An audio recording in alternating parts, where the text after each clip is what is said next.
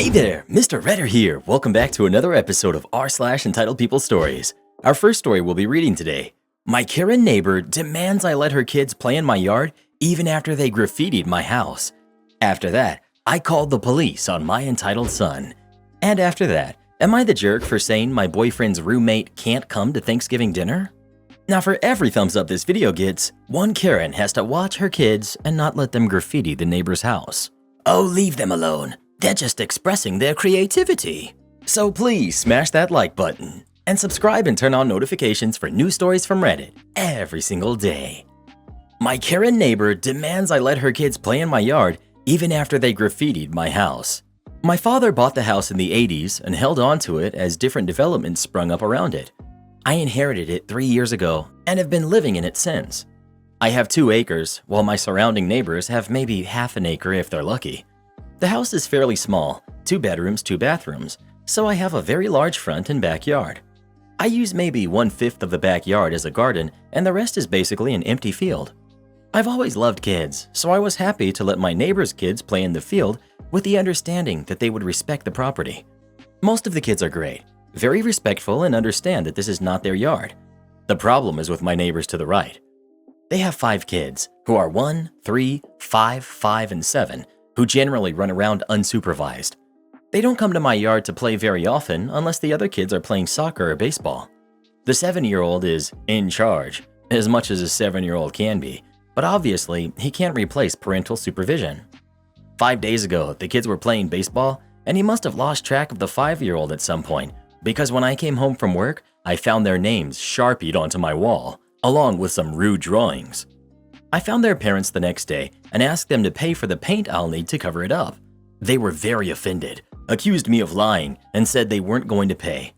If this had been all, I probably would have let it slide and covered the paint since it would only be like $20. But later that day, one of their 5-year-olds decided it would be funny to throw rocks at my house. There are several dents in the siding where the rocks hit, and 2 of my windows are broken. From what I've been quoted to fix, it's about $800 to $900 worth of damage. I talked to the parents, who accused me of doing it myself to make their kids look bad. I've decided those 5 are not allowed to use my yard until the damage is paid for, which I think is more than fair. When they came by this morning to play soccer with the other kids, I politely explained the situation and said they would have to leave as they aren't allowed to play here anymore. The 7-year-old was very upset, more sad than a temper tantrum, which is understandable, but the 5-year-olds were both very angry. About an hour later, their mom came by and went off on me, yelling at my doorstep about how I'm a horrible person who can't stand kids because I'm bitter and can't find a husband. I'm standing my ground either way, but a few other parents came by and seemed a little frustrated by my explanation as to why that family is no longer welcome, which is making me question things. Am I the jerk for banning them from playing here? Edit. To answer some common concerns. I will be installing cameras. I dug my dad's old trail cams out of the garage, so I'll put those up either tonight or tomorrow. I am aware of the liability issues with kids playing in my yard. I'm willing to risk it. I don't want to put up a fence. I think they're ugly. The property line is clearly marked. I will not be banning the entire neighborhood unless I absolutely have to. Edit 2. I also have a meeting scheduled with my attorney to discuss the possibility of drawing up a liability waiver for the parents to sign. Forgot to put that in the last edit. They're also usually unsupervised. Typically, there's a parent or 2 hanging around anyway, and I work from home, so the kids know to knock on my door and ask me to watch them if their parents are busy. I'm also looking into an umbrella policy that would be more likely to cover any injuries that occur. Not the jerk, not one bit. I'm worried that this might escalate and the family will cause further damage to your property out of anger. I'd get some cameras set up if I were you, to protect yourself and so you have definite proof if or when there is a next time. You're the jerk for not calling the police. Are you really just going to pay $800 and not allow them in the yard? How about they pay and they're still not allowed over? And if they come, you call for trespass. You're the jerk. As a mother of 6 myself, our kids need a place to stay and have fun. You can't expect us to take them to the park every single day. Kids are supposed to run around the neighborhood and get in trouble. That's how I grew up, and believe it or not, I turned out just fine. If you live in a neighborhood with other people, like it or not, you're going to have kids running around. You know, being kids. Trust me, no parents like dealing with a grumpy old neighbor who complains about everything that their kids do. If it were up to people like you, my kids would be stuck inside 24/7, being quiet as a mouse. I've had neighbors complain before about just about everything. My kids screaming, leaving trash in their yards, my dogs barking too much, you name it. I tell them the same thing every time. Don't like having neighbors? How about you move out to the middle of nowhere where you belong, since you're unable to deal with living in an actual neighborhood? My kids have been playing outside all day, and the boomer neighbors are sitting on their deck right now. I already know they're going to be calling the HOA again like they always do.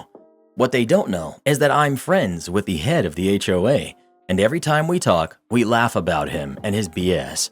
Bottom line, if you can't stand living next door to a family, just go live somewhere rural where we won't have to deal with your complaining. Well, don't you sound like a pleasant neighbor? Well, what would you do in this situation? Would you let them keep playing in your yard or not? Please let us know. I'd get a couple of big, mean, hungry dogs is what I'd do. Ruff. I called the police on my entitled son. For context, I, female 35, have a son that was born when I was married to my first husband. I was young when he was born, and his father was horrible to me. My ex-husband's mom was constantly in our lives, trying to take over and make my son hers. I left my ex when I was in my early 20s, and my ex-mother-in-law ended up taking my son into another state and filing for custody. She went to a state that has grandparents' rights, as ours didn't. I fought her for years and ended up getting remarried to my current spouse, and we had a son together when I was in my mid-20s, a boy who is now 10. I see my oldest son only during the summer and the holidays. I finally got the court case moved to our local court, and the judge says that I was wronged and ordered shared custody and visitation. My ex-mother-in-law made a huge deal that my son needed to stay with her during the week because of school, and the judge went with it so he could finish high school in an environment where he was familiar. My ex-mother-in-law has ruined my son, just like she did her own. She's given him any and everything he's wanted, she's taught him no respect, and kept him very sheltered. She literally jumps on people if they don't give him his way. So in turn, my son is loud, violent, and all around sad to be around. So he came up to visit during Halloween, and he acted awful. My husband's mom lives with us, and she isn't well. She's doing chemo. She's been a big help with my youngest son so that I could help my husband with our business. My youngest is a delight to be around. He's polite, funny, and respectful. We've taught him that you don't expect anything unless you work for it. I went and picked my oldest up, and his attitude started right away because his phone died and the charger I had in the truck didn't fit his phone. He wanted me to get off the interstate and buy him an overpriced one from a truck stop or something. I told him no, I'd get him one when we got into town, and that next time he needs to remember to bring one for the house and for the car. I suggested making a packing list ahead of time. Now my youngest was in the back with his tablet playing quietly, and my oldest realized the tablet was plugged into a car charger. He asked his younger brother for the charger, and I told him it's an Apple charger. It won't work with your Android. My oldest said, "You don't know that. Shut up." Next thing I know, he's forcibly taking the Apple charger and is trying to fit it into his phone. When it didn't work, he threw it into the back seat of the truck. My youngest just plugged his tablet back up without a word, but I told my oldest that his behavior wasn't acceptable. Fast forward to the next day. Older son is still fuming at me because I made him wait, bad-mouthed me to his grandma, etc. I left to go to the office, as did my husband, and my mother-in-law was going to take my youngest son to the treat trail for Halloween. She asked other son if he wanted to go, and he told her to kick rocks. My husband told him not to speak to her like that. I knew trouble was brewing, I just didn't know how bad. Apparently, mother-in-law and younger son went to the treat trail, and older son called mother-in-law to tell her he wanted Hardee's, also known as Carl's Jr. My mother-in-law told him there was food at home and that it would be a while before she could get in. Older son told her that she needed to bring it right now. My mother-in-law told him to either eat what was at the house or wait. He lost it on her and hung up on her. Mother-in-law called me, and I told her not to reward his bad behavior. I told her we had plans to go out later to eat. He could wait. So when mother-in-law gets home, she tries to open the door and her key won't work. Older son comes to the door and tells her that he's angry and doesn't want her in the house, so he locked her out. He told her to wait outside until he either felt like opening the door or until I came home. My mother-in-law told him to open the door ASAP. She called me crying, and I went off. I called older son and told him he didn't make the rules in my house. He went by them, and that he would be punished if he didn't open the door. He really thought I was playing. I left the office and went home. Cue disaster. I opened the door. An older son was there on the other side. Mother-in-law and younger son had been waiting in her car. An older son was blocking threshold, saying that he had told mother-in-law to keep outside, that it was her punishment for telling him no. I told him to move now. I tried to push past him, and he pushed me back outside, threatening to lock us all out. I went to go inside again, and he put his hand in my face and pushed me back out. I told him, that's it, I'm calling the police. He didn't think I was serious, but I did it. I told the dispatcher that my older son was refusing to let me into my own home and had put his hands on me. Older son goes into a rage, and I mean a pure rage. He comes out of the door, screaming and threatening, tries to take my phone, and the lady tells me she'll send someone ASAP. I mean, I had to literally fight him to keep him from breaking my phone. Then he goes after my younger son and starts saying horrible things to him. My mother-in-law locks herself and my younger son in the car as my older son proceeds to kick and punch the car. He even cracked the windows in the window shield. Older son goes after mother-in-law just as my husband pulls up. He's telling mother-in-law this is her fault, that she just needed to do what he said. My husband tries to restrain older son, and older son is screaming that he will have my husband arrested, etc. The police came, and they immediately restrained older son and put him into the back of the van. My husband and I explained the situation, and I told the officer that my ex-mother-in-law had shared custody. So the officer calls ex-mother-in-law and tells her what's happening. He puts her on speaker, and she immediately puts the blame on us, saying we provoked him and we were mistreating him. The officer told her that didn't seem to be the case, as a neighbor had come forward and said she had called 911 also, plus had a security camera that showed the entire thing. Ex-mother-in-law jumps to saying the police here can't do anything with older son as he's a resident of another state, blah blah blah. The cop tells ex-mother-in-law that's not the case, and it seems like older son needs to learn his lesson. The officer hangs up, and ex-mother-in-law immediately calls me. I put her on speakerphone. She's not the smartest, yet thinks she is. If I had older son arrested, that I would be a bad mom, and that he was justified in what he had said and done. I asked her about the true son thing, and she said he was my only heir, as he was my first son, and from my first marriage, and divorce is a sin. I told her that's not how it works. I told her I'm tired of him taking my home over and trying to hurt others. Long story short, he spent 3 days in jail before a hearing, and the judge asked me what I wanted to do. So older son is being sent to a group home. My ex-mother-in-law fought the entire way, but had no hold because both officers and my neighbor gave statements. Now ex-mother-in-law is saying I'm ruining his life and I'm a bad parent. She's also accusing my husband of mistreating him.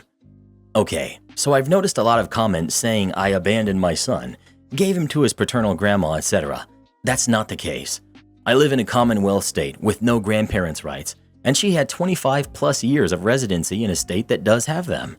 When I left her son, my ex-husband, she became furious. In her home state, a grandparent has the right to intervene in the child's life during the parent's divorce, and she used that to her advantage. A judge in her home state granted her visitation with my son, even though he was born in my state. During a visit, she filed for custody and was granted it until the divorce was finalized. The divorce took over 2 years due to my ex not wanting to sign papers and being difficult, so older son was almost 10 when it was finalized. I got something called a change of venue accepted, and the custody case was transferred to my local court, where it should have been there the entire time. Of course, ex-mother-in-law wasn't going to willingly hand him over, so she kept filing appeals, continuances, and other things to prolong the case.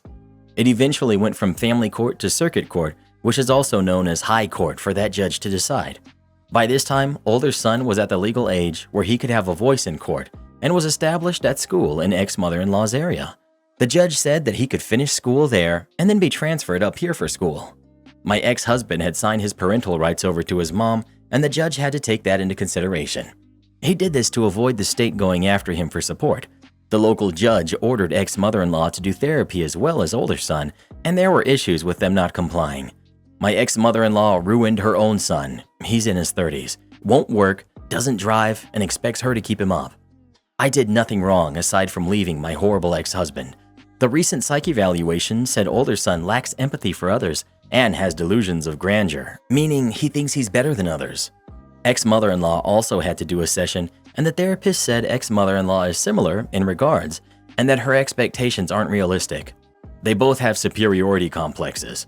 My ex-mother-in-law used to lock me out of my own home because she wanted to punish me or limit my contact with my own son. When she took him, I did contact local and state police, but they couldn't go into her state without the permission of officials there, and by then she had filed paperwork. She had nothing to use against me, would not abide by court-set visitation, etc. I have 2 homes, a business, and I'm very self-sufficient. My family life is good, not dysfunctional. We've done everything we can to incorporate my son into our family, but he's refused to accept us. I'm sorry I was a crappy mom for not allowing him to lock me out of my own darn house. Holy cow, you did the right thing. Your son is a threat to everyone in your house, and his grandmother is doing him no favors. Get him the help he needs. Don't abandon him, but don't risk your family's safety. I would be very careful from now on. Your older son will blame you for everything, and your ex-mother-in-law will probably stroke that fire. Set up cameras and make sure you let the police know when he's released, because with all the rage he displayed, revenge might be on the cards. Also, where's his father in all this? Did he just walk away and let Mummy take over? Your ex-mother-in-law created a psychopath. Way to go, Granny. You really need to think about safety right now. Your son will not be locked up forever. You need cameras and a loud house alarm. Make sure cameras overlook your vehicles. Oh yeah, your 10-year-old is a sweetie. Am I the jerk for saying my boyfriend's roommate can't come to Thanksgiving dinner? Me, 26, female, and my boyfriend, 34, male, have been dating for nearly a year and a half now. Tomorrow, he's coming to Thanksgiving dinner at my dad's house and meeting my family for the first time. I'm extremely family-oriented, and it's so important to me that he's finally meeting them. This also means the world to my family because I rarely bring men home, and they've been wanting to meet him for a long time. He's aware of this and how much this meeting means to me, and has assured me that he's looking forward to it too. This afternoon, he asked if his roommate could come too. I was caught off guard and said no.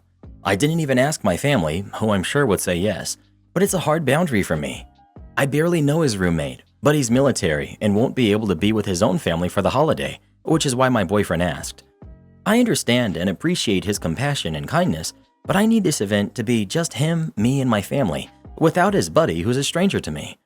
I called him to talk through it, but he's extremely upset and wasn't really responding. I asked if he's still coming, and he said yes. Then I asked if he's okay, and he said no, but that he will be. I told him to reach out to me when he's ready, and that I understand if he doesn't want to talk to me right now, so I haven't heard from him since the phone call a couple of hours ago. I feel like a massive jerk, but this is one of the rare events where I've put my foot down in this relationship and refused to accommodate his wants. So, am I the jerk? Update. For more clarity, and because people are making a lot of unfounded assumptions, I have briefly met his roommate, hi and bye, on multiple occasions. We barely know each other though, because he has a schedule that makes it so he's rarely around when I am, and we've never had the opportunity to have a full conversation surpassing basic greetings. I made it very clear that I'd love to have him and include him in my family, but the first meeting between my parents and boyfriend wasn't the place to do so. My boyfriend has not met my family because I'm very particular about who I bring home and will not bring home someone unless I'm 100% comfortable that this is the correct choice. I'm protective of my family and don't want them to get attached. I get it's unconventional, but it's my choice, and every party involved respects that. I ended up apologizing to my boyfriend, asking my parents, and inviting his roommate, who wasn't aware my boyfriend had asked about him coming. He can't even come anyways. I appreciated the comments, even the ones calling me a heartless monster, but no one is put out in the end. Not the jerk. You're allowed to set whatever boundaries you want, but don't be surprised if, after thinking it over, he decides it's a deal breaker. People in the military often tend to become family to each other, so from his point of view, you're basically telling him he has to leave a brother alone because your heart isn't big enough to include him. He'll probably honor his commitment to your family to attend, but I'll be very surprised if the relationship lasts past this weekend. A.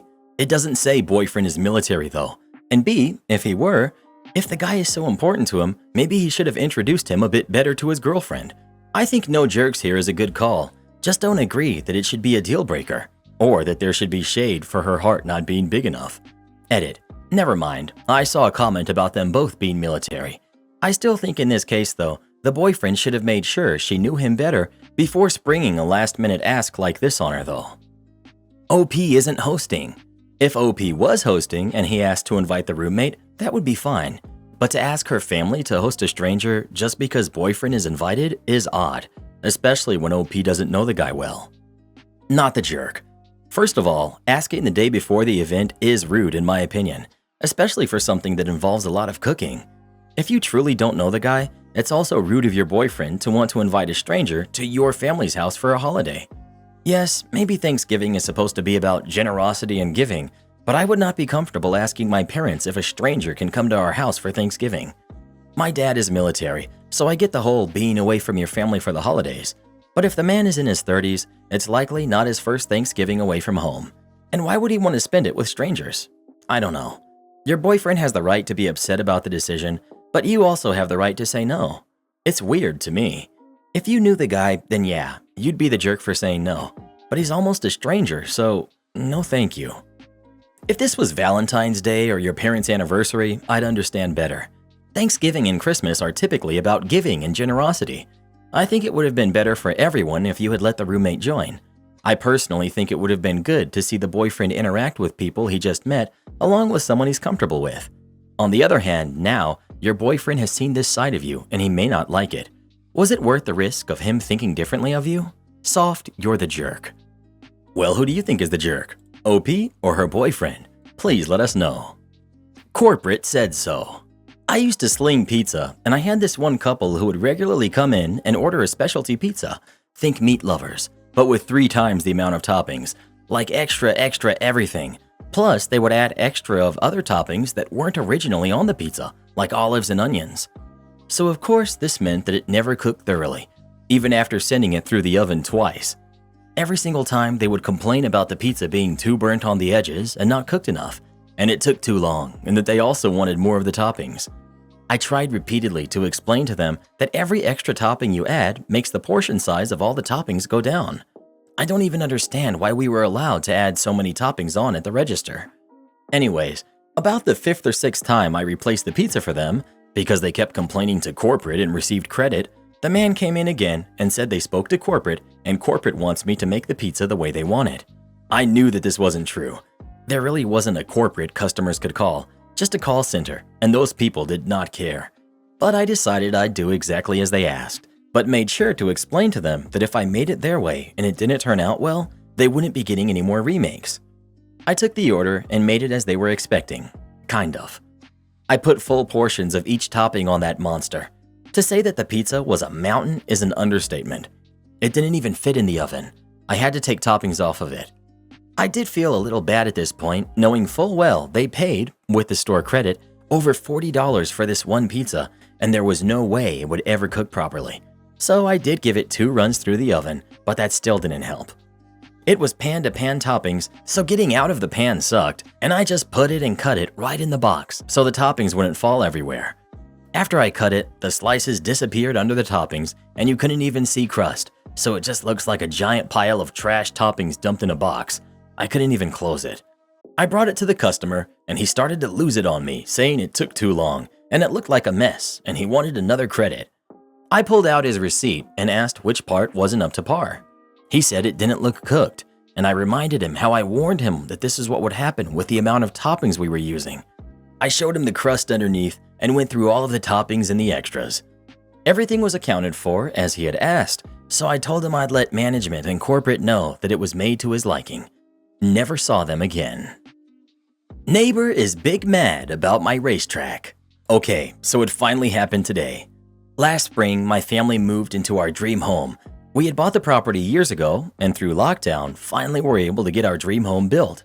The property is essentially in the middle of nowhere, with the nearest neighbor being about a mile down the road. On the few hundred acres we have, I decided to do my best at recreating some professional drift tracks from Driftmaster's European Championship and Formula Drift. We were able to create one-for-one models of Wall, New Jersey, Irwindale, California, Texas, Poland, Seattle, Englishtown, New Jersey. Everything is up to code and greenlit by the county. We plan to open a drift school on the property in the future.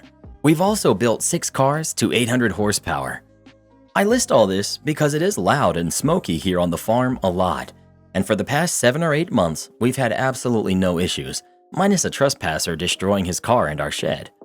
Today, that changed. I have some family in town for the holiday, and among them are my cousin, who's 39, and his son, who's 17.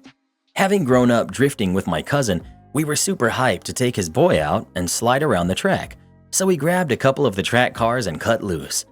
About 40 minutes into it, and as we were swapping out tires, I hear sirens and step out of the garage.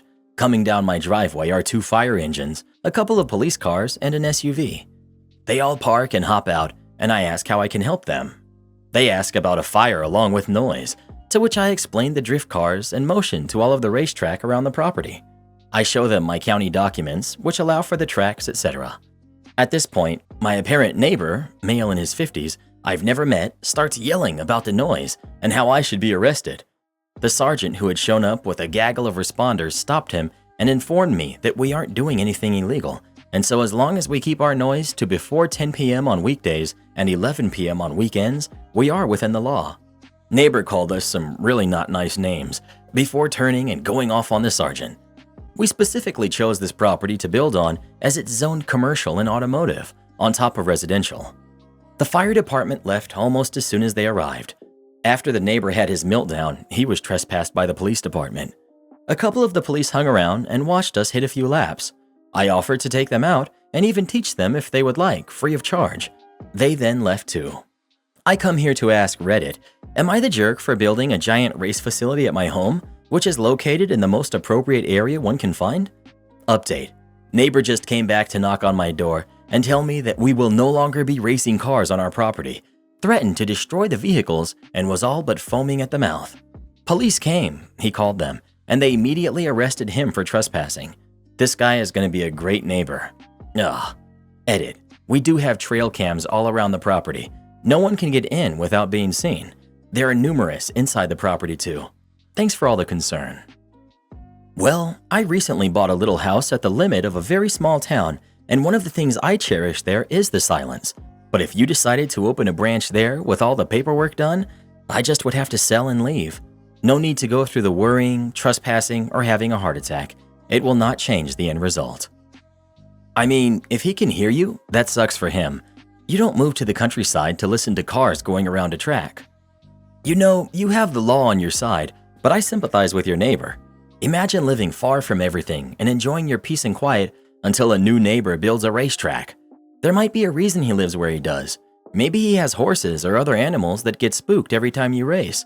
I can think of lots of scenarios where a racetrack is highly disturbing for someone who wants silence away from a big city. Have you had any conversations with him at all? Maybe all of this can be resolved if you simply talk to him and try to understand his point of view in all this. You're not alone on this planet, and the sounds and smells you produce reach far beyond your property lines. Yes, it's lawful, but it's also really frustrating when the peace of your home is shattered by someone setting up business in proximity to your home. A home you bought partly due to the peace and quiet. It also tends to decrease the value of neighboring property as they cannot, for example, enjoy their garden without all of the revving. You say it's a mile from your property to your neighbors, but is the track a mile away, or does it come significantly closer to your neighbors since it encircles your land? First, I'm so jealous of your racetrack. If your neighbor wants to sell their home, let me know. I will move to live next door to you. Don't tell my friends because they'll try to outbid me for this house. I can see why your neighbor is mad, although his home is built in an area that is zoned for it. I think people never imagine someone's going to build a racetrack next door. Most people are not aware that the area they live in is zoned for it. That's still not your fault or your problem. If he hates it that much, he'll move and make space for someone like me to move into the area. You need to get louder. Build a monster truck with a huge diesel and massive stacks with whistlers built in. That will really get to him. Well, who do you think is the jerk? OP or his neighbor? Please let us know. I'm probably biased because I can't stand hearing neighbors making noise. I have some sort of condition where engines revving and kids screaming and bass thumping, it drives me insane and I just can't explain it in words. Am I the jerk for not standing up for my wife when my uncle made a joke about her? I haven't seen my mom in a year. Last year, there was a big fight between me, my wife, and my mother about how Christmas would work and who would host. My mom decided she didn't want to see me anymore. It sucks, but I'm not going to beg her. My wife and I have a disagreement regarding our 1.5-year-old son. She thinks my mom is a horrible person for not sending him gifts, cards, asking for pictures. I think if my mom actually wants no contact, she's doing the respectful thing. Also, we both agree she wouldn't be allowed to see him, so I don't really get what my wife wants. I've asked her to not badmouth my mom to any of my family. I want to preserve the few relationships I have left, and it's honestly embarrassing.